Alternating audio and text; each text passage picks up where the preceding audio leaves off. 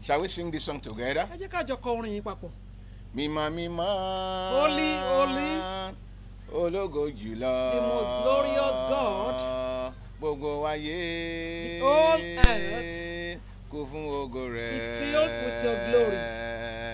Mímọ́ mímọ́. Holy, holy. Ológo jùlọ. The most glorious God. Gbogbo ayé. The whole earth kún fún ògo rẹ̀. is filled with your glory.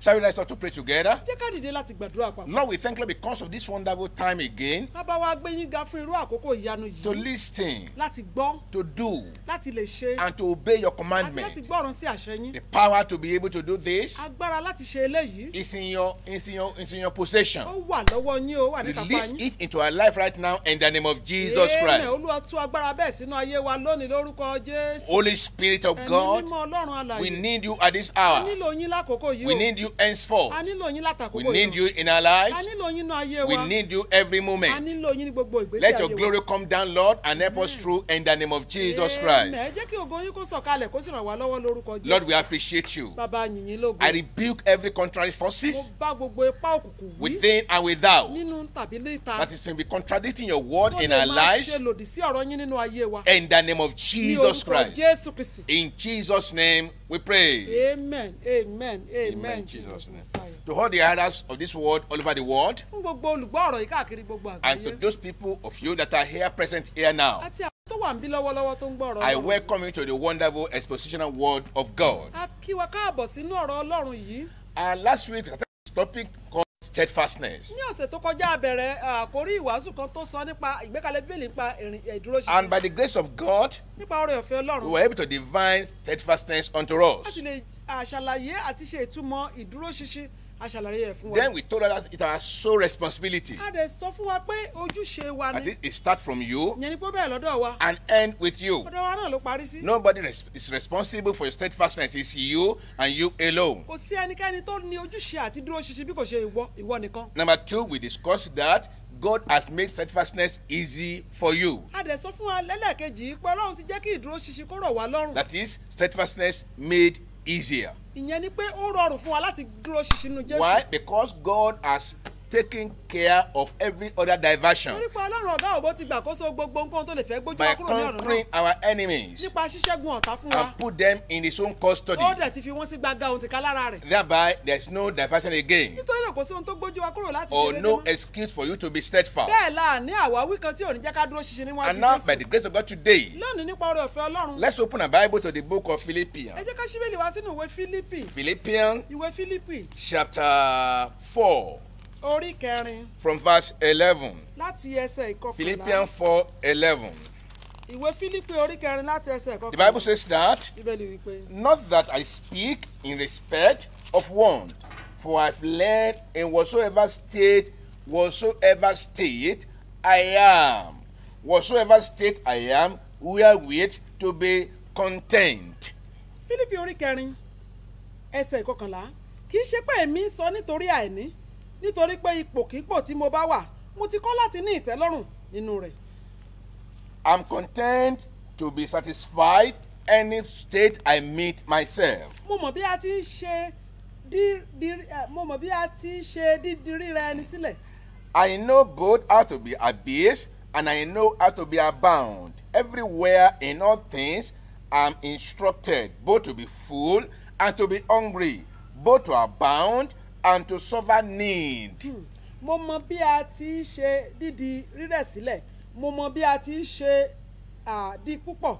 Lí ohunkóhun àti lí ohun gbogbo mo ti kọ́ àṣírí. Láti máa jẹ àjẹyó àti láti wà lé àìjẹ. Láti máa ní àníjù àti láti ṣe aláìní. Verse 13 lay more emphasis. Ẹsẹ̀ kẹtàlá yẹn ló fi ẹnu I ọ̀rọ̀ can nílẹ̀. do all things through Christ which strengtheneth me. Èmi lè ṣe ohun gbogbo nínú Kristi ẹni tí ń fi agbára fún mi. Can you say that please? Jọ̀wọ́ sọ bẹ́ẹ̀ fúnra rẹ o. I can do all things Mo lè ṣe ohun gbogbo through Christ, nípasẹ̀ Kristi. not through your flesh, Kì í ṣe nípa ẹran ara. not through your ability, Kì í ṣe nípa mímọ̀ ṣe not rẹ. through your potential, Kì í ṣe nípa nǹkan onísínú. not through your age, Kì í ṣe nípa ọjọ́ orí rẹ. through Christ, Nípasẹ̀ Kristi. through Christ, Nípasẹ̀ Kristi. which strengtheneth Ẹni me. tó fi agbára fún mi. That is why today we want to study number 3 of the topic Ìdí nìyẹn tá a fẹ́ of the subheadings. a fẹ́ kọ́ lára orí kẹta ní abẹ́ ìdúróṣinṣin. Steadfastness is more of action than of word, of mouth.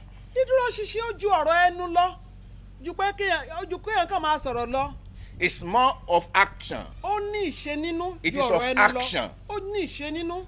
Tí ìṣe ni kì í ṣe ti ọ̀rọ̀. Is of action. It's not of words. Ó fi sí abala ìṣe. It go more on action. It's more of action Ó fi sí abala ìṣe. than of words. Ju ọ̀rọ̀ ẹnu. A lot of people, it's very common when somebody died here. Ó máa ń wọ́pọ̀ nígbà táwọn èèyàn bá kú. Maybe somebody somebody depend upon. Bóyá ẹni tó ń gbẹ́kẹ̀lé tó Like ṣíyèlé. a father, like mother. Bóyá ẹni tó jẹ́ pé òun ló ń fún ará ilé lóúnjẹ. Some relative can come Àwọn ẹbí lè wá o. and promise to be steadfast as regard taking care of Wọ́n wá someone. sọ fún àwọn ará ẹni tí ẹni tó sọ ènìyàn wọn nù wípé àwọn ó ṣe déédéé àwọn ọmọ tọ́jú We yín can o. be there for you. Àwọn wà ń bẹ̀ fún Don't worry.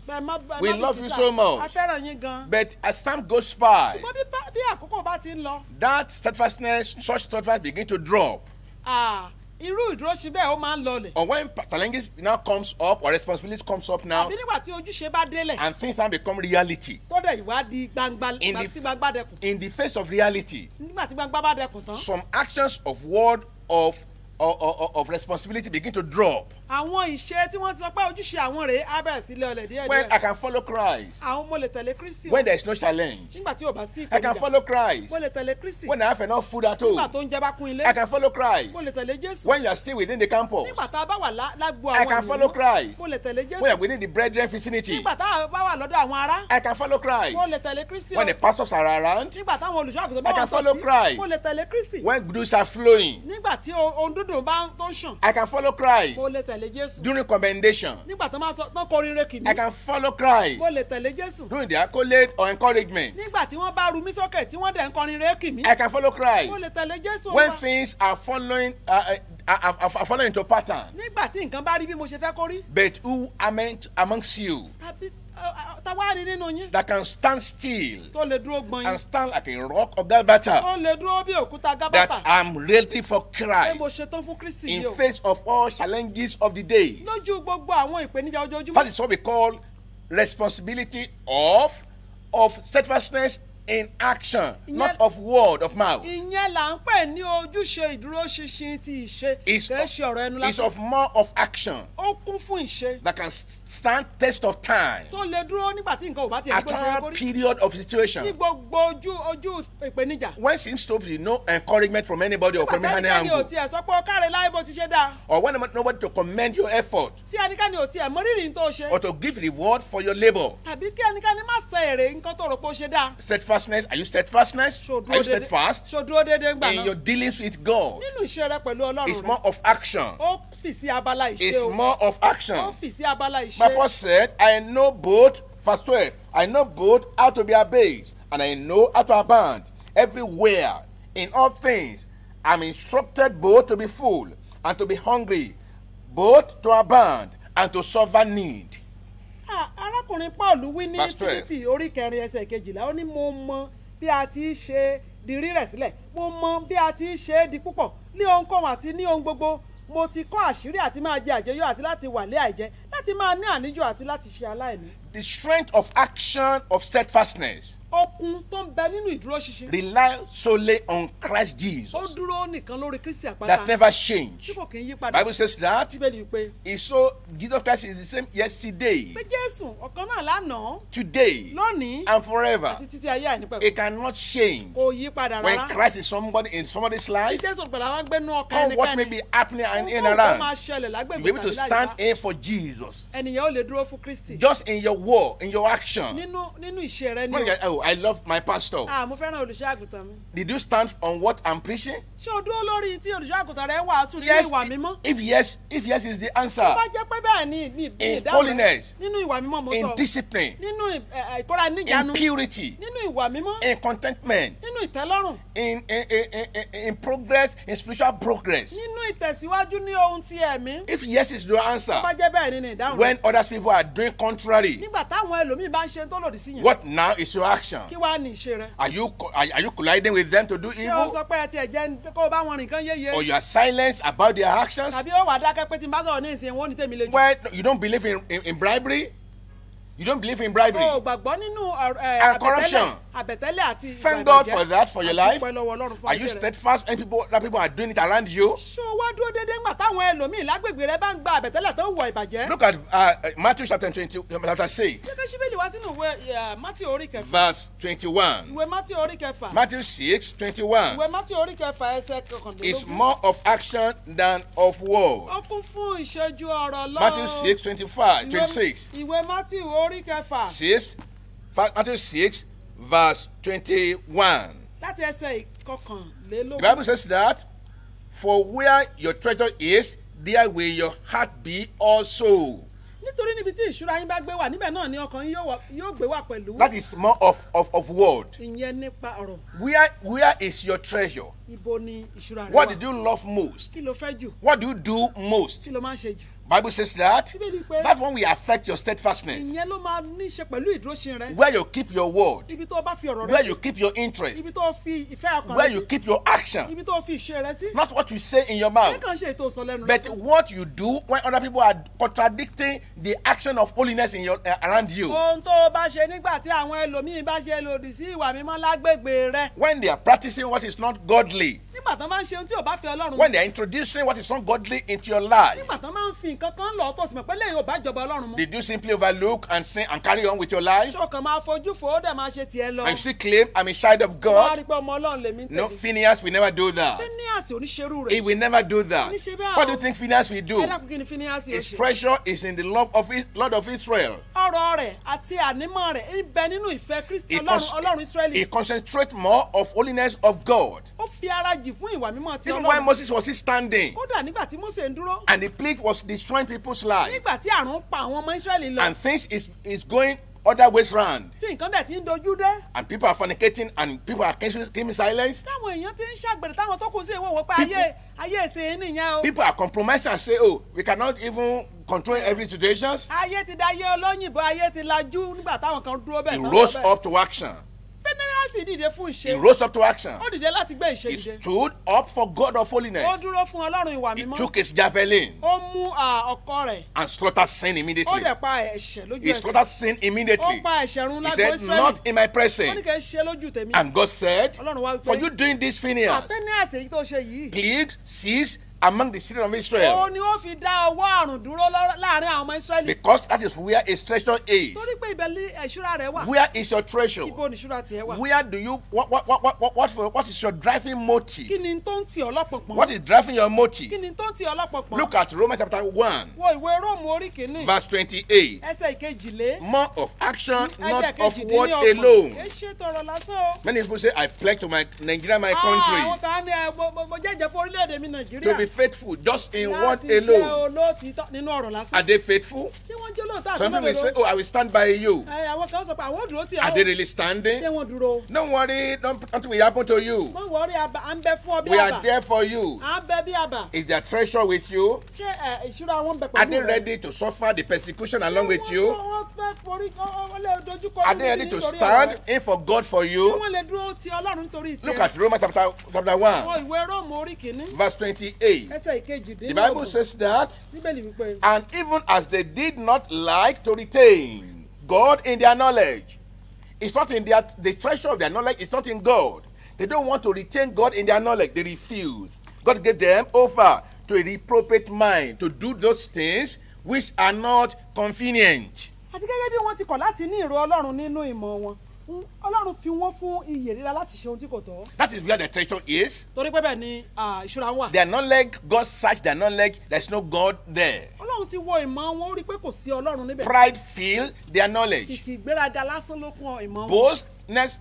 Boastfulness filled their knowledge. ọ̀rọ̀ ìgbéraga òun ló kún ẹnu wọn. Selfishness, greed filled their knowledge.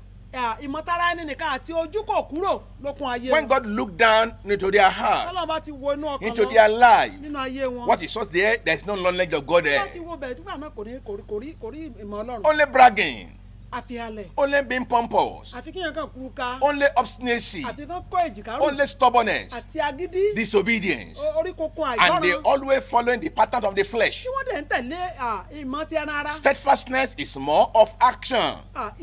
Ìdúróṣinṣin dúró nípa ti ìṣe ọ́fíìsì abala It's ti more ìṣe. than word. ó ju ọ̀rọ̀ ẹnu. Not just when you say, when the pastor is around alone, ẹ ṣe ń tó sọ́ngbà tí pásọ̀ rẹ wà nítòsí o. and you think people did not know you. tó wá rò pé àwọn èèyàn mọ̀ ọ́ délé. People know you very wọ́n well. mọ̀ ọ́ nínú ìṣe. When you keep quiet, they know what it means. tó bá ti dákẹ́ níbi tó yẹ kó o ti sòótọ́ wọ́n mọ̀. The mean is a consent. wọ́n á mọ̀ yín pé o ti fọwọ́sowọ́pọ̀ pẹ̀lú irọ́. When you look other side, tó bá ti ń wo bòmí. as if nothing is happening, bí ìgbà tí nǹkan kan ò ṣẹlẹ̀ or tàbó rí. nothing is wrong. tàbí pé nǹkan kan tó burú ò When ṣẹlẹ̀. you are silenced, nígbà tó bá ti dákẹ́. or when you are rebuking your children, nígbà tó ń bá ọmọ rẹ wí. what you are doing now, kí ló ń tó ń ṣe yá if they ọmọ. find out in the show, tó bá lọ ọmọ chọ́ọ̀chì they wa. know. ó mọ̀. Knowledge of God is not in your ó ti head. mọ̀ pé kò sí ìmọ̀ It's Ọlọ́run ní not ọpọlọ. in your mind. kò sí nínú You ọkàn have rẹ. ó refused. ti kọ̀. The threat or how you control your children, the mode your children knows is in the church. àwọn ọmọ rẹ ó ti mú wálẹ̀ bó ṣe ń bá wọn wí ọmọ yìí pé inú ìjọ nìkan ni ìgbàgbọ́ rẹ. And you keep on saying that, ó wá wí pé. I will go and report you. wọ́n lọ sọ fún When pásítọ̀. they refuse to wash dishes, nígbà tí wọn bá fọ abọ́ ńlé. when they refuse to prepare food, ìgbà tó bá yẹ kán sóúnjẹ when tí they wọ́n ṣe. refuse to do their assignment, nígbà tó yẹ kán ṣiṣẹ́ ilé tí wọ́n kọ̀ láti ṣe. just in action, holiness in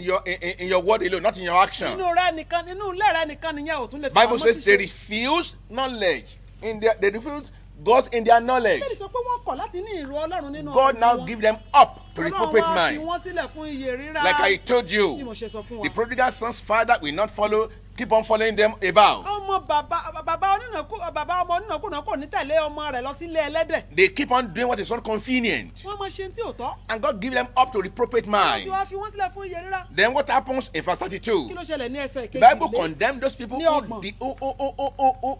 who are doing it. bíbélì fi àwọn tó ń sọrú ẹ̀ ó dá wọn lẹ́bi. He condemned them, the action. ó dá irú ìwà bẹ́ẹ̀ Then àti you have to ìṣe go bẹ́ẹ̀ further in verse 32. ó wá tẹ̀síwájú ní ẹsẹ̀ kejì And he said, ó wí pé. Who knowing the judgment of God, that they which commit such things are worthy of death, not only do the same, but have pleasure in them that do them. àwọn ẹni tí ó mọ ìlànà Ọlọ́run pé ẹni tó bá ṣerú àwọn nǹkan wọ̀nyí ó yẹ sí ikú wọn kò ṣe bẹ́ẹ̀ nìkan ṣùgbọ́n wọ́n ní inú dídùn sí àwọn tí ń ṣe wọ́n. When they are doing, then they are making their jesting. nígbà tó bá ṣe ẹ̀fẹ̀ tán ṣe yẹ̀yẹ́. When they are so relaxing, when they are within the opposite sex vicinity. nígbà tó bá dọ́dọ̀ obìnrin ọkùnrin ni wọ́n tó bá dọ́dọ̀ obìnrin tán ṣe wẹ̀dẹ̀wẹ̀dẹ̀. When they are watching their blue film. tán wo fíìmù oní o. When they are doing their atrocities. nígbà tó bá ń ṣèṣekúṣe. When they are stealing their money. nígbà tó bá ń jí owó. When they said, I'm not stealing along with them. èmi ò kú bá wọn jíwó. When they are constituting nuisance in the society. nígbà tó bá ń ṣe tí ò tọ́ láwùjọ. Rioting. bóyá wọ́n ń jà. Causing unrest in the tàbí school. wọ́n ń fa wàhálà nílé ìwé. And then they keep on singing and Luther continue. wọ́n wá sọ pé àwọn fẹ́ bẹ̀rẹ̀ wàhálà o. And wàhálà then tẹ̀síwájú. what is going on in your mind? ẹ dákun kí ló ń lọ nú ọkàn tiẹ̀. You are supporting them in your with your nínú ọkàn rẹ ó mindset. tiẹ̀ dá ó tiẹ̀ dá kán ṣe fún wọn. They are disturbing the school. You love them doing that. wọ́n ń dààmú léèwé òde ni ó dá bó ti ń ṣe. Though in your word you said, well, I'm a child of God, I Ló tiẹ̀ remain já indoor. nínú ọ̀rọ̀ rẹ ní òní bá wọn jáde torí ọmọ Ọlọ́run là wá o. I remain indoor. ilé ni mo wà. I don't support them. èmi ò tẹ̀lé wọn. And your parent called from home. àwọn òbí rẹ wá pè láti ilé. Are you there with them rioting? ẹ dákun ọmọọṣẹ́ wa níbi tó ti Say ń no, jà. I'm in the library. rárá sáà mò ń kàwé mi But lọ́wọ́ you ni o. have pleasure in them that do them. inú ẹ̀ dùn sí àwọn tó ń pariwo tó ń dalẹ̀ ìwé rú. When they show their character on the film nígbà tó bá wọ́n fi ìwà wọn hàn nínú eré orí ìtàgé. and they are doing what is not, tí wọ́n ń ṣe ohun tí ò tọ́. they are playing dirty games. tí wọ́n ń ta ayò tí ò tọ́ ayò tí ò dá ayò tó dọ̀tí. They are revealing on revealing. tó ń fi ìhò ayé wọn. The secret part of secret tó fi thing. ta lúdò tó ń fi àṣírí ayé wọn ta You see lúdò. them committing immorality inside the television. tó dẹ̀ ń wò wọ́n tó ń ṣe àgbèrè nínú eré oníṣe. No, it's not blue film you are watching. ó dẹ̀ sọ pé àmì òwò blue film mi But òwò fíìmù ní o. what they are showing is even worse or dirty than blue film. ohun tí wọ́n dẹ̀ ń ṣe ó burú ju àwòrán ní o tó sọ pé òwò. Or even closer to blue film. tàbí kó súnmọ́ And you àwòrán ní know o. it can affect your emotion. ó dẹ̀ mọ̀ pé ó lè da ìmọ̀lára rẹ rú. You can't feed your soul with such dirtiness. ó lè fún ọkàn rẹ nírú oúnjẹ bẹ́ẹ̀ irú oúnjẹ ìdọ̀tí bẹ́ẹ̀. You know it's dangerous it can contaminate your spiritual sensitivity. ṣé o mọ̀ pé burú gan ó dẹ̀ lè ba ìmọ̀lára ẹ̀mí rẹ jẹ́. You know yourself. ìwọ gan mọ̀. What it cost you in the time past. ó ti mọ ohun tó ṣe fún ọ tẹ́lẹ̀tẹ́lẹ̀ You rí. know it troubles you after when you close up the television. n bò bá pa tẹlifíṣàn tán ni wàhálà àti ẹ̀ ṣẹ̀ṣẹ̀ bẹ̀rẹ̀. And you know the trouble you keep on saying, I plead the blood of Jesus to wash away that dirtiness you ó dẹ̀ have mọ bá o ti planted sọ into pé your olúwa mo heart. pa ẹ̀jẹ̀ Jésù tó ojókòó ti wò ojókòó wò ó kúrò ń bẹ̀ kó ńgbà náà ó wá kúrò bẹ́ẹ̀ tó ní Olúwa bó pẹ́ ẹ̀jẹ̀ Jésù ṣẹ̀ wá. Yet again you are washing. o tún wò lẹ́ẹ̀kan sí. The Bible says you have pleasure in people doing it. Bíbélì sọ pé o ní inú dídùn sí àwọn tó ṣe é ní o. You are so contented in washing them. ó túmọ̀ sí pé ó tẹ́ Ọlọ́run bó ṣe ń wò ó ni. Your action is there, your word is there with God, but your action is with the devil. ọ̀rọ̀ rẹ ń bẹ pẹ̀lú Ọlọ́run Olúwa ti yín ni mí ṣùgbọ́n o wà nídìí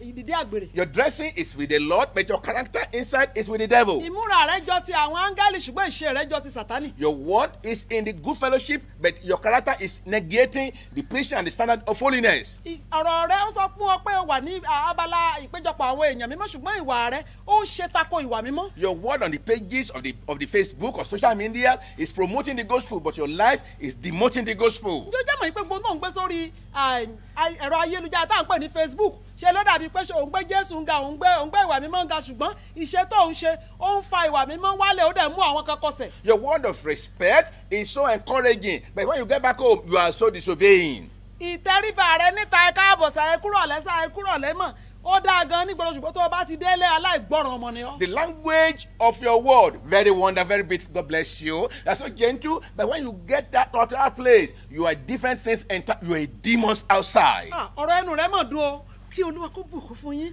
kí Olúwa kí ó wà pẹ̀lú yín nígbà tó o bá ti kúrò níbi tó o ti sọ pé k'Olúwa ó bùkún fún ọ k'Olúwa ó bùkún fún ọ k'Olúwa wà pẹ̀lú wọn ó ti di ẹ̀mí èṣù pọ́nbélé níta. Yes, I read my Bible every day, but yet what are you checking on your phone? Your action. ojoojúmọ́ Are you ló ka steadfast? Bíbélì o ó ń ṣe àkókò ìdákẹ́jẹ́ ó ka iye Bíbélì tó pa àmọ́ ka ẹsẹ̀ Bíbélì tó pọ̀ lónìí síbẹ̀ kí ló ń wò lórí fóònù ẹ kí ló ń wò lórí laptop ẹ. In words, nínú ọ̀rọ̀ you are with God, ó wà pẹ̀lú but you Ọlọ́run. have pleasure in people that are doing evil. nínú ọ̀rọ̀ rẹ ó sọ pé ó fẹ́ Ọlọ́run ṣùgbọ́n inú rẹ dùn sí àwọn tó ń ṣe ibi tó ń ṣe tó ń ba inú bàbá rẹ ọ̀run jẹ́. You knew the mindset of God, ó mọ ọkàn Ọlọ́run. that people who do these things ó dẹ̀ mọ̀ pé àwọn tó ń ṣe nǹkan wọ̀nyí. are worthy of death. ó yẹ sí ikú. Death, eternal death. ikú ayérayé ni mo sọ yìí. Spiritual death. ikú ẹ̀mí là ń sọ nípa rẹ̀. Even physical kódà death. ikú tòfojú. You know it leads to ó destruction. mọ̀ pé gbogbo ohun tó ń ṣe yẹn ó ń yọrí sí ìparun. When that secretary is so rude to the boss, nígbà tí ẹni tó pera rẹ̀ ní akọ̀wé iléeṣẹ́ tó sọ̀rọ̀ àlùfàǹṣá sí ọ̀gá rẹ̀. or when that sister is so rude to the coordinators, nígbà tí ẹni tó pè ní ọmọbìnrin Ọlọ́run tó ń sọ̀sọ́kúsọ sí adarí rẹ̀. then he was bragging before them. tó wá ń halẹ̀. Then right at the corner where you are, níbi tó dọ́ra jókòó sí you tó ti are ń gbọ́. justifying the action of that rude subordinate. ohun tó ń sọ inú ọkàn rẹ ni pé ó dáa ẹ jẹ́ kó ṣe fún ẹ serve them right. And serve them right. pé ó dáa fún wọn It's too báwọn. tough for kí them. ló dé wọ́n ní wá lára pọ̀. That is how they used to do. wọ́n ṣe máa ń ṣe nìyẹn. Whenever we are in courtship, they never give us breathing space. tábà ti lè wà ní ìbàdọ́rẹ̀pọ̀ tábà ti wà ní ìbàdọ́rẹ̀pọ̀ wọ́n mọ̀ ní wá lára In ni. your heart, you are supporting the actions that worth death from God. nínú ọkàn rẹ ló ń ti àwọn ọ̀rọ̀ tó yẹ fún ikú ló ń tì í lẹ́yìn nínú ọkàn rẹ. The Bible says not only do the same, but have pleasure in them that do them. Bíbélì sọ pé kì í ṣe àwọn tó ń ṣe wọ́n nìkan ṣùgbọ́n àwọn tó ní inú dídùn sí àwọn tí ń ṣe wọ́n. Look at 1 Chronicles 33 verse 9. wá síbélì ẹ̀ sínú kúrónìkù kínní.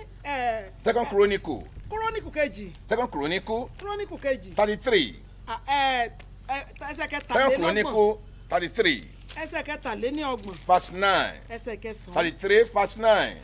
2 Chronicle 33 verse 9. kúrónìkù kejì ẹsẹ̀ kẹtàlélọ́gbọ̀n. The Bible says that ẹsẹ̀ kẹsàn-án. they have pleasure in people that do them. wọ́n náà ní inú dídùn sí 33 àwọn tó ṣe wọ́n. verse 9. ẹsẹ̀ kẹsàn-án. So Manasseh made Judah and the inhabitants of Jerusalem to err and to do worse than the heathen when the Lord has destroyed before the children of Israel. bẹ́ẹ̀ ni Manasseh mú kí Judah àti àwọn tí ń gbé Jerusalem kí ó yapa àti láti ṣe búburú ju àwọn orílẹ̀-èdè lọ àwọn ẹni tí Olúwa ti parun níwájú àwọn ọmọ Israẹli. Manasseh was not doing it, Manasseh ò ṣe o. but was pushing Judah ṣùgbọ́n ó ti Judah láti yapa and the inhabitants of Jerusalem. àti àwọn olùgbé Jerusalem. Which one do you support? èwo ló ti lẹ́yìn. We see you in the fellowship every day, níbo ló wà ojoojúmọ́ ló ń wá lẹ́sìn. just in word. nínú ọ̀rọ̀. Patriotism, just in word. nínú àtìlẹ́yìn Ọlọ́run inú ọ̀rọ̀ ni. Just in word. ọ̀rọ̀ ẹnu ẹnìkan. What is your action telling us? kí ni ìṣe rẹ ń sọ fún wa. What did you keep silence on? kí ni tó dákẹ́lé lórí. Why did you remain silent like that? kí ló dé tó dákẹ́ pa. Like Barak,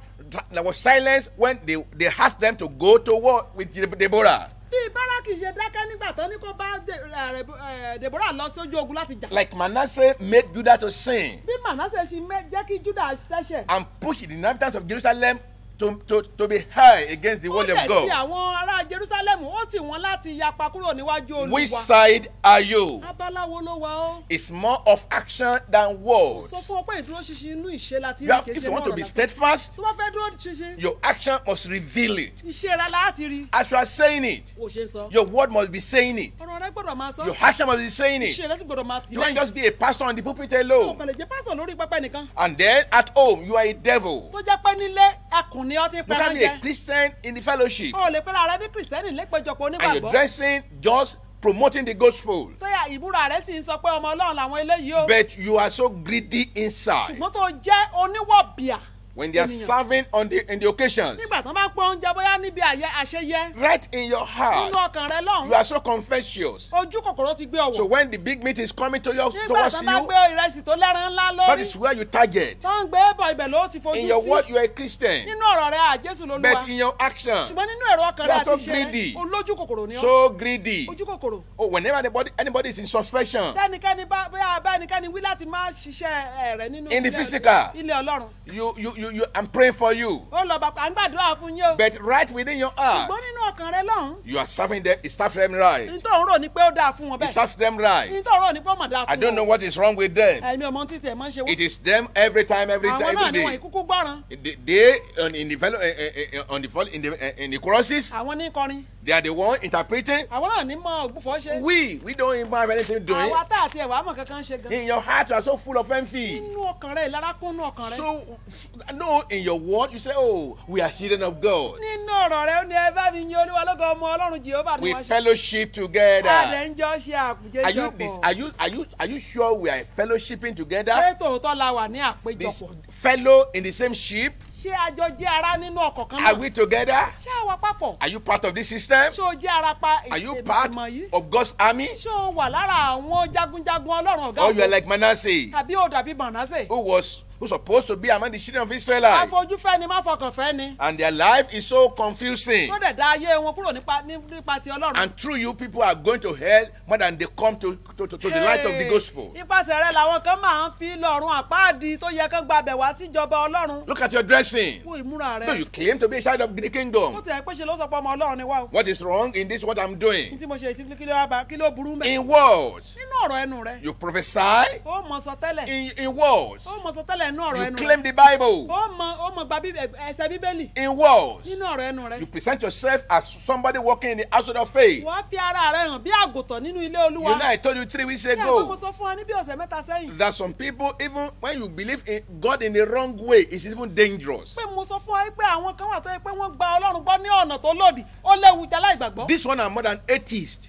ó burú jà láìgbàgbọ́ o. More than atheists. ó burú jà And láìgbàgbọ́. you mọ̀ pé Ọlọ́run ti ẹ̀wọ̀ rárá yeah, ni. people that doesn't believe that God exists. You think you belong to God. ó ń rò lọ́kàn pé Tolúwa lè yín But in ṣe. your deed, you denied him. ṣùgbọ́n nínú iṣẹ́ rẹ ó sẹ́. In your action, you denied him. nínú iṣẹ́ rẹ àti ìwà rẹ ó sẹ́ ìwà bí And Ọlọ́run. through you, many people are running away from God. torí tiẹ̀ àwọn èèyàn wá ń sá padà kúrò lẹ́yìn Jésù Yet olùgbàlà. nobody has confessed one day kò sẹ́ni tó ti jẹ́wọ́ lọ́jọ́ that kan because of you, pé torí tiẹ̀ I love holiness. pé mo fẹ́ràn ìwà mímọ́ o. Because of you, torí ti yín I love Jesus. mo fẹ́ tẹ̀lé Jésù. Because of you, Torí ti yín.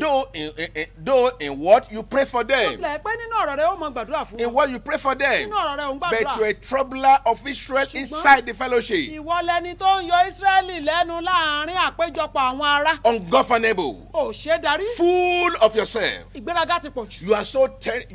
You are a terrifier inside the church of ó God. jẹ́ra rẹ lójú bẹ́ẹ̀ ló ti ń ṣẹ̀rùbá àwọn àgùntàn tó yẹ kó wá sọ́dọ̀ Jésù. Like Manasseh, Bí Manasseh. you discourage a lot of people from moving close to God. ṣé òun jẹ́ kọ́kọ́ àwọn èèyàn pa mi láti wá sọ́dọ̀ Jésù. When are you going to repent ìgbà wo ló ronú padà and ìṣẹ̀lẹ̀. come to steadfastness of God? wá dúró ṣinṣin níwájú Olúwa And the gbogbo. power of the gospel will be able to help you and see you through. agbára ìrere lè ràn ọ́ lọ́wọ́ kó dẹ̀ mú ọ lájá. And do you know that mọ̀ pé? steadfastness is all about Jesus. dídúró ṣinṣin nípasẹ̀ Jésù Olúwa ni o. It's all about Jesus. Jésù nìkan ló ní ìdúró ṣinṣin I said lọ́wọ́. number one I discussed today is mo sọ fún wa it's more of actions than of words. lákọ̀ọ́kọ́ pé ó ní ìṣe nínú ju ọ̀rọ̀ lọ. And I said again, mo sì tún sọ wípé and that it's all about Jesus. pé Jésù nìkan ló ní ìdúró It's ṣinṣin. all about Jesus. nípa Jésù ní I mean, ìdúró ṣinṣin wà. it's centered on Jesus alone. ó dúró láàrin gbogbo tí Jésù wà. Not on your ability or your strength. kì í ṣe nínú ìṣe tàbí agbára That is rẹ. why I said, ìdí nìyẹn tí mo Paul fi said, Paul wípé I rely upon Christ that strengtheneth me. ó ní pé èmi lè ṣe ohun gbogbo nípa Kristi ẹni tó fi agbára The fún last mi. thing I want to talk about before we Ohun tí mo pray fẹ́ sọ is, kó tó di pa àgbàdúrà lélẹ̀. look at Philippians 2, ṣí bíbélì yẹn sí Fílípì ẹ̀kan yẹn. verse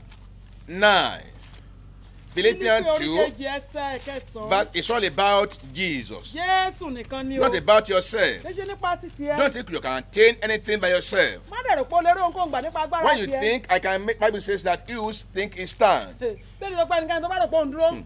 Take it, kó kíyèsára. lest you fall. kó má bàa ṣubú. You don't rely upon yourself o ò lè dúró lórí agbára àti ara or rẹ. your ability. tàbí ìṣe rẹ tàbí The mímọ̀ Spirit ṣe rẹ. of God, ẹ̀mí Olúwa Jèhófà you must nìkan. consult him every òun ló time. máa sọ fún ní gbogbo It's ìgbà. about Jesus all the ìdúró time. ṣíṣí dúró lórí Kristi Jésù ní gbogbo Philippians ìgbà. 2:9. ìwé Fílípì oríkejì ẹsẹ̀ Philippians kẹsàn-án. 2:9. Fílípì oríkejì ẹsẹ̀ kẹsàn-án. Wherefore God also hath highly exalted him and give him a name which is above every name. nítorí náà Ọlọ́run pẹ̀lú sì ti gbé e ga gidigidi ó sì ti fi orúkọ kan fún un tí ó borí gbogbo That orúkọ. at the name of Jesus every knee should bow. pé ní orúkọ Jésù ní kí gbogbo eku kí ó máa Of kúnlẹ̀. things in heaven àwọn ẹni tí ń bẹ ní ọ̀run and things on earth àti àwọn tí ń bẹ ní ilẹ̀ and things under the earth. àti àwọn ẹni tí ń bẹ ní ìsàlẹ̀ And ilẹ̀. that every tongue should confess what? That Jesus Christ is what? Amen. Is the Lord. hallelujah. àti pé kí gbogbo àwọn kí ó máa jáwọ́ pé Jésù Kristi ni Olúwa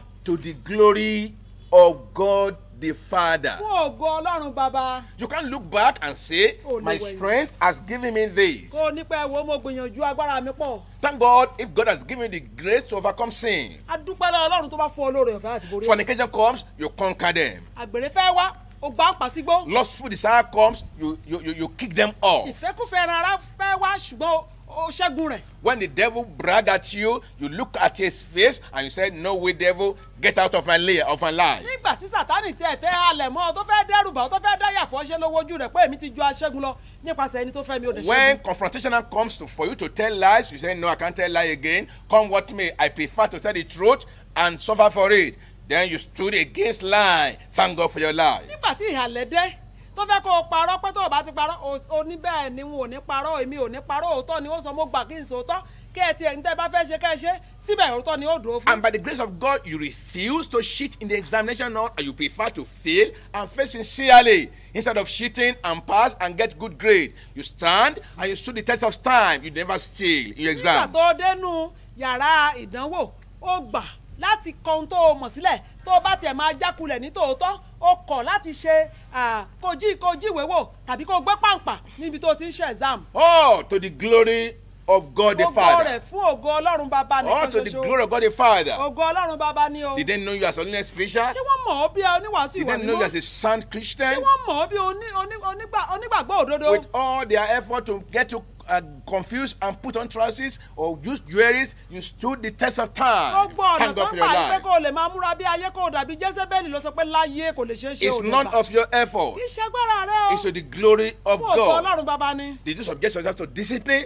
ṣó fi ara rẹ sílẹ̀ fún ìbáwí and to get to put you on the right path? láti lè tì ọ́ sí ọ̀nà tó tọ́ Or chastisement of the Lord? tàbí ìbáwí ti Ọlọ́run. You are so sober, you are so sober, you are so humble. ó tẹ́rí ara rẹ bá o sì rẹ́ra rẹ sílẹ̀. Thank God for your a life. dúpẹ́ lọ́wọ́ Ọlọ́run fún And the ayé rẹ. Spirit of God is helping you. ẹ̀mí Ọlọ́run ó sì mọ̀ ràn ọ́ lọ́wọ́ lọ. All glory to God. gbogbo ògo fún Ọlọ́run o. Nothing you have kò achieved sí nítorí gbámúláyé yìí through your effort. nípa agbára rẹ. Because at the name of Jesus torí pé ní Christ, orúkọ Jésù Kristi. all those knees are bowing down for gbogbo you. eégún òwòlẹ̀ fún ọ ní They were dandan. bowing down for wọ́n you. wólẹ̀ fún ọ wọ́n sì mọ̀ wólẹ̀ Not fún ọ. because of your power. ẹ ṣe nítorí agbára tiẹ̀. Because of the name of Jesus lórí orúkọ Jésù ni is o. all about Jesus. Jésù nìkan ló ní gbogbo ògo. Steadfastness is all about Jesus. dídúró ṣinṣin nípasẹ̀ Jésù Olúwa ní The olùgbàlà word ni o. of holiness is about Jesus. ọ̀rọ̀ ìwà mímọ́ nípasẹ̀ Jésù Kristi ni. Jesus must be at the central. Jésù nìkan ló gbọ́dọ̀ wà láàrin When you gbogbo. sing and you sing beautifully nígbà well, tó bá kọrin tó rẹ̀ sì dàbí and táńgẹ́lì. people come out of the service táwọn èèyàn sọ pé and say, lẹ́yìn we ìsìn. thank God we are blessed through your songs àdúpẹ́ today. lọ́wọ́ Ọlọ́run orin yín ìfà ó tó ayé mi ṣe Or lónìí they o. make a comment over your Facebook, Tàbí maybe wọ́n sọ. broadcast, lórí ọ̀rọ̀ Facebook rẹ. and say, oh, praise God for your life. pé àmọ̀ dúpẹ́ lọ́wọ́ Ọlọ́run You fún ayé so yín. consistent, you are so ẹ steadfast. mà ṣe déédéé Ọlọ́run We mọ̀ don't lóyún even o. know that you have even grown to this extent. àti ẹ̀mọ̀ pé dáa tó báyìí. You say thank you. wà á ní ẹ ṣé. Thank you so much. ẹ ṣé gan ni I sá o. appreciate your ẹ accolade. ṣeun mọ̀. I appreciate your effort, your commendation. mo mọ rírì ọ̀rọ̀ ìyànjú But yín. all glory to God, ṣùgbọ́n gbogbo ògo padà sí ọ̀dọ̀ Ọlọ́run to the glory of God the Father. fún ògo Ọlọ́run bàbá. You say thank you. wà á ní ẹ ṣé sà. You appreciate them. mo mọ rírì yín o. And by the grace of God, before you Ọ̀rọ̀ round fún up, Ọlọ́run kó tó wá you parí said rẹ̀. all to the glory of God the wà á ní gbogbo Father. rẹ̀ fún ògo Ọlọ́run bàbá Not ni. just in word alone, kì í ṣe nínú ọ̀rọ̀ but nìkan. in your action. kódà nínú ìṣe rẹ̀. When you go back to your praying room again, nígbà tó bá tún padà sórí eékún rẹ̀ ní or yàrá when you are àdúrà. praying, nígbà tó bá ń gbàdúrà. you praise God for every wọ́n wá dá commendation. ògo padà fún Ọlọ́run fún gbogbo àwọn ọ̀rọ̀ ìyànjú You tí will àwọn never èèyàn see sọ. yourself as the o central. ní rírà rẹ pé mi mo mọ̀ ọ́ ṣe. Not as you can't say I've been in this fellowship now for the past 20 years. ayé ìgbà àwọn babaláwo mo ti gba Jésù mo We ti ń have been gbàdúrà. there for them. a ti lọ orí òkè a ti We are sọ̀kalẹ̀. the ones supporting our àwa pastors. gan là ń ti pásọ̀ wa I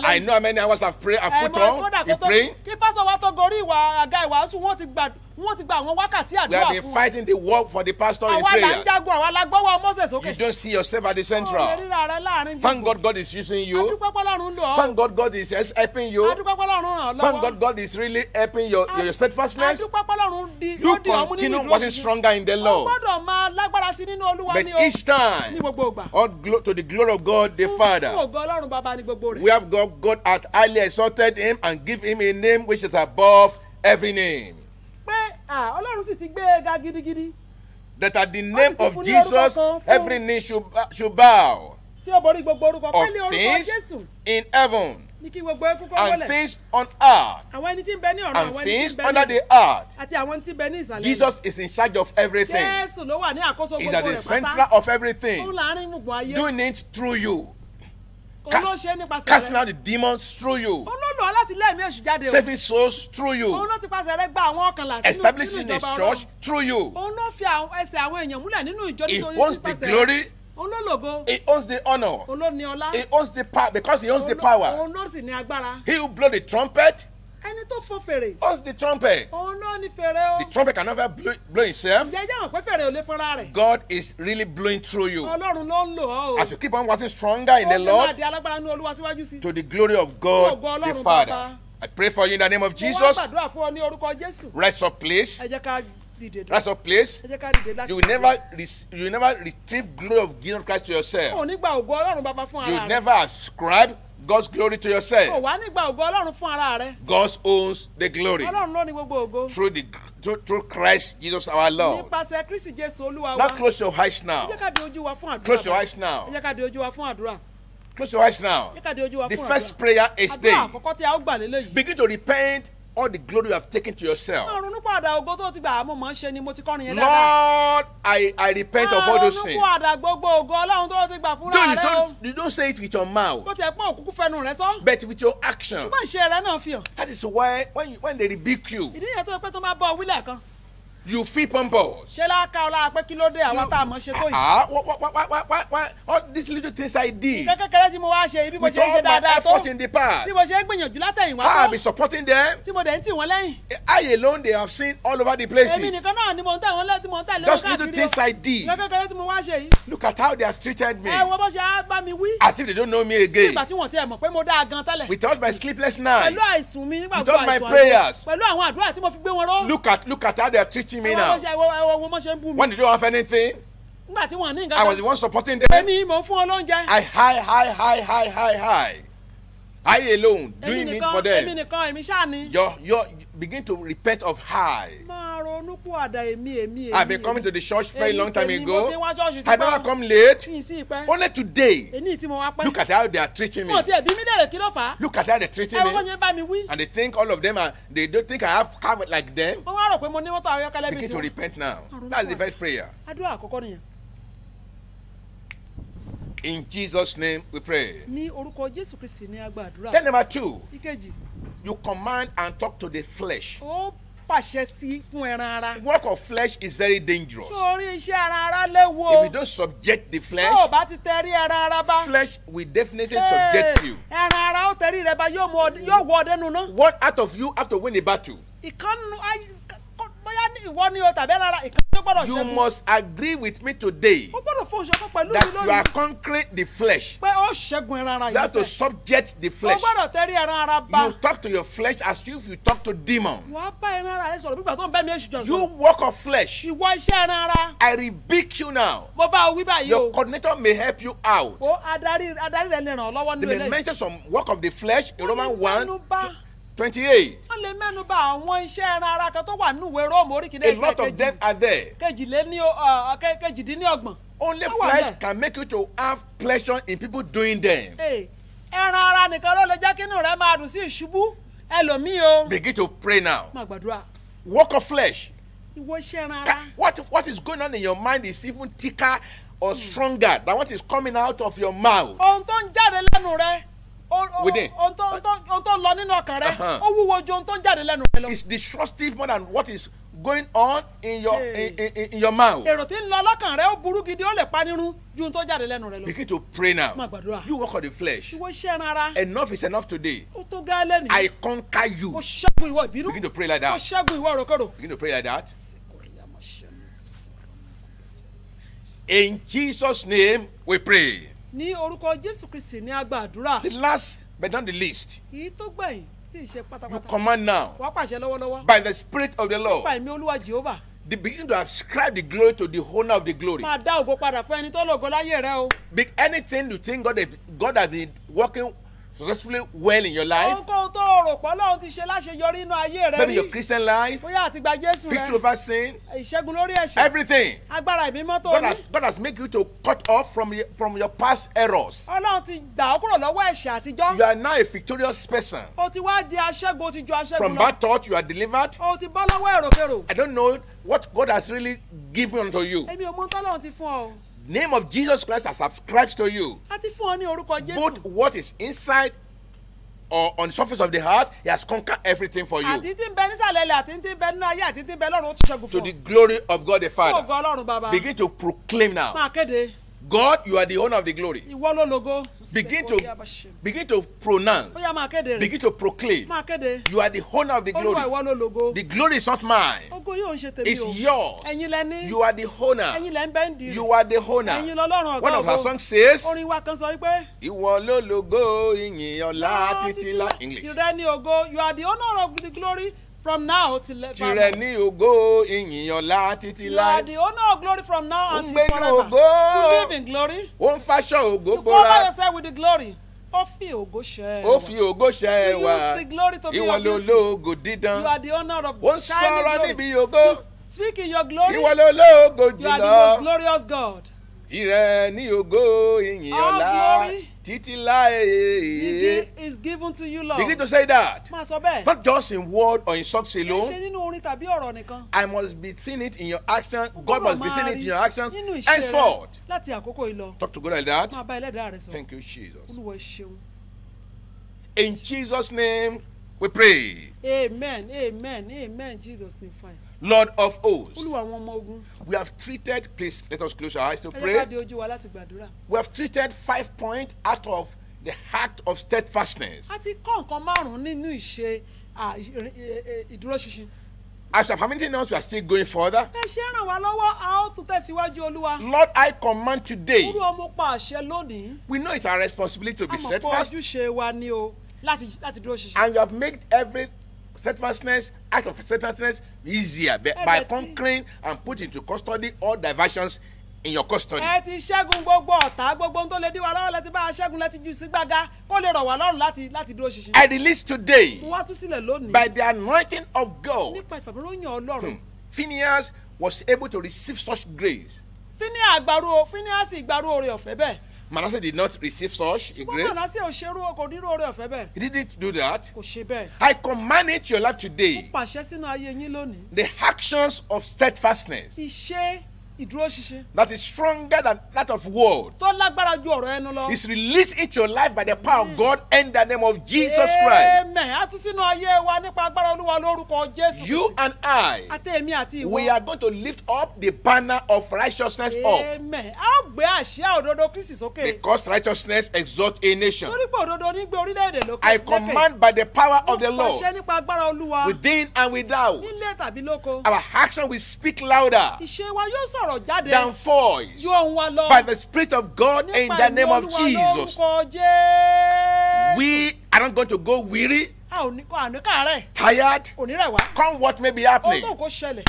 If others are not following, káwọn èmi ò bá tó bá láwọn ò tẹ̀lé. we are following. a ó tẹ̀lé Kristi. Give me that, give me that, give me, Oh, wow. give me. You take that whole word and give me Jesus. gba gbogbo ayé kó fún mi ní Jésù nìkan. You take that whole world o lè gba gbogbo ayé. and give me fún èmi Jesus. ní Jésù olúwa.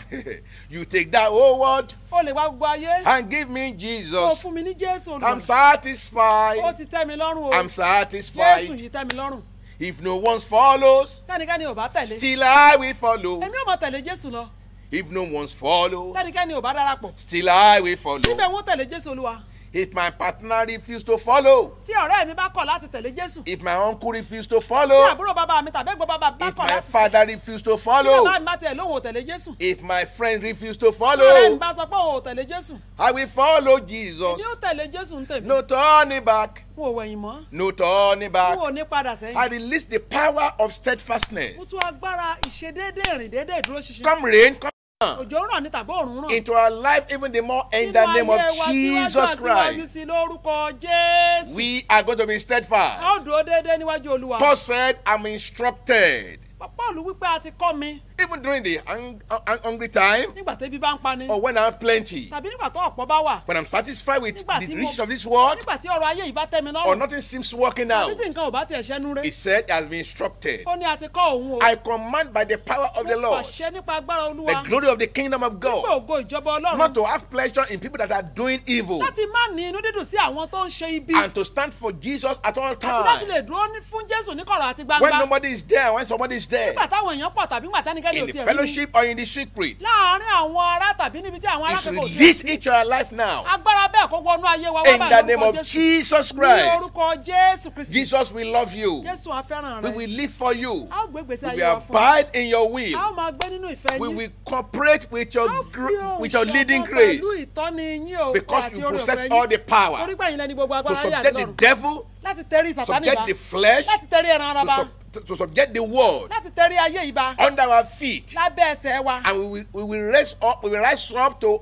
lift your name up a ó wà á dìde láti gbé àṣẹ orúkọ yín in sókè. holiness, nínú ìwà mímọ́. in purity. nínú ìwà mímọ́. When people think it's not working for nígbà them, táwọn kan rò pé kò ṣiṣẹ́ fún wọn. we are going to remain exemplary believer a ó dúró gẹ́gẹ́ bí onígbàgbọ́ tó jẹ́ àpẹẹrẹ at rere all ní times gbogbo ìgbà. in the name of ní Jesus orúkọ Christ. Jésù Kristi. We know you can help us to this level a mọ̀ yín pé ẹ lè ṣẹ̀ṣẹ̀ fi wá ẹ lè ràn wá lọ́dún To let us down. ẹ wá já wa kulẹ̀. or to choose another route. tàbí ká wá gba bòmíì. We have decided láti pinnu o to choose this narrow road, láti tọ ọ̀nà tó to rọ̀ follow yìí. the straight gate láti tẹ̀lé ọ̀nà tó rọ̀. down to the kingdom of títí God dé up to the kingdom of God títí dé ìjọba by the Ọlọ́run. power of God in the name of Jesus. Amen. nípa agbára Olúwa lórúkọ Jésù. In Jesus' name we pray. Amen. Amen. Amen. In Jesus' name. Praise the Lord. Amen. Praise the Lord. Amen. Amen. Amen. We love you so much. A fẹ́ràn wa púpọ̀ Thank you for your púpọ̀. time. A dúpẹ́ fún We àkókò appreciate you wa. for following us up A dúpẹ́ lọ́wọ́ yín torí pé and your support all the time. ẹ ń gbọ́ ọ̀rọ̀ yìí àti àtìlẹ́yìn ní Your gbogbo. comment and your recommendations and your advice and your encouragement means a lot to us. Gbogbo ọ̀rọ̀ tá ẹ̀ ń sọ ìrúnisókè yín ó rú wá sókè ó dẹ̀ ràn wá That lọ́wọ́ you are ìṣègùn. there is really a tonic. bẹ́ẹ̀ ṣe wà ń bẹ̀ ṣe lẹ tún fún wa ní agbára ṣe fi fún wa lágbára Keep sí. on praying for ẹ us máa gbàdúrà fún and wa. we keep praying for you àwa náà too. máa gbàdúrà fún You yín. can come on counseling on a Thursday lè wá láti wá gba ìgbanímọ̀ ní ọjọ́ Thursday. and God will help us in Jesus' Ọlọ́run á name. ràn wá lọ́wọ́ lórúkọ Jésù. Amen. Amen. Praise the Lord. ẹ̀yin Olúwa lógo. We love you so a much. fẹ́ràn yín jọjọ. Amen. Amen.